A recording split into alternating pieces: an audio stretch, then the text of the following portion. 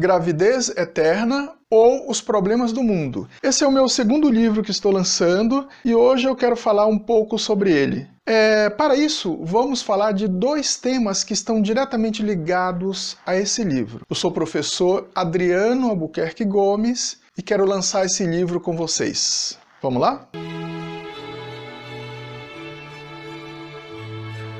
Então vamos pensar a diferença entre individualidade e individualismo. Nós podemos pensar a individualidade como sendo a base de tudo, a base de qualquer sociedade. A gente pode imaginar, fazer um exercício de pensamento da seguinte maneira: nós podemos pensar o mundo, a humanidade como uma sociedade. E qual seria a base dessa sociedade? Seria cada indivíduo. Cada indivíduo é uma unidade dessa grande e imensa sociedade humana. E assim, por exemplo, a gente pode pensar em São Paulo, Rio de Janeiro, Amazonas, Ceará, ou seja, cada sociedade dessa tem como base cada indivíduo. Essa individualidade, ela tem base teórica? Tem base teórica. Por exemplo, a gente pode pensar no Descartes. René Descartes, filósofo do século XVII. Ele disse, penso, logo existo. Quando ele diz isso, ele está dizendo para o mundo que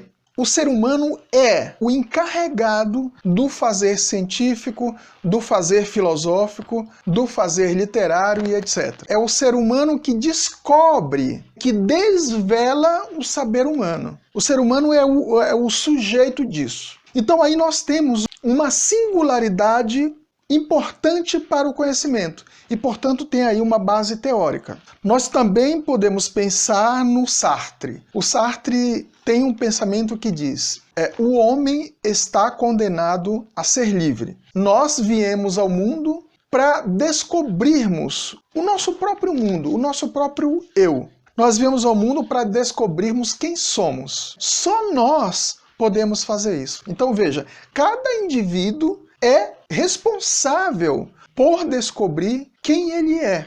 E por que ele é condenado? Porque ele não pode fugir disso. Por que ele é livre? Porque ele tem toda a condição de fazer isso e tem o mundo inteiro ao seu dispor. Por isso, uma condenação e por isso, uma liberdade.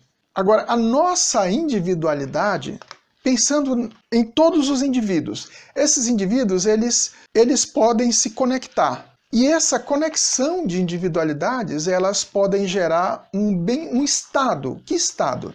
O estado do bem-estar social. Esse estado do bem-estar social, ele pode ser gerado por uma questão de humanidade, né? Quando eu me conecto com o outro, eu sei que o outro tem uma necessidade e essa necessidade ela é universal. Que necessidade é essa? É a necessidade de viver bem, de ter uma vida digna. Essa dignidade, ela está no interior de cada um. Então, quando os indivíduos se conectam, essa necessidade aparece, ela surge. E aí acontece a questão da empatia, da solidariedade. Essa conexão de individualidades gera isso, por uma questão de essência humana.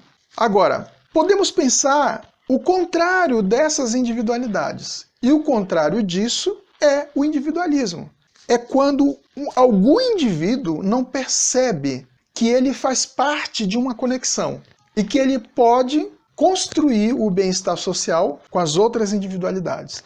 E aí é quando nós temos o indivíduo que coloca acima das outras individualidades a sua individualidade. Esses individualismos geraram a morte do George Floyd nos Estados Unidos. Agora, o que tem a ver a conexão das individualidades que geram bem-estar social e o individualismo? O que tem a ver esses dois polos com o livro Gravidez Eterna ou Os Problemas do Mundo? O que está no centro disso é Helena. Helena é a principal figura do livro. Ela é um feto no útero de sua mãe que vai perceber que quem é que está ganhando esse jogo entre individualidade e individualismo? É o individualismo, porque o mundo está cheio de crueldade, de maldades humanas. Então, percebendo isso, ela chega à triste conclusão de que não dá para nascer. E aí Helena desiste. Esse livro, então, ela traz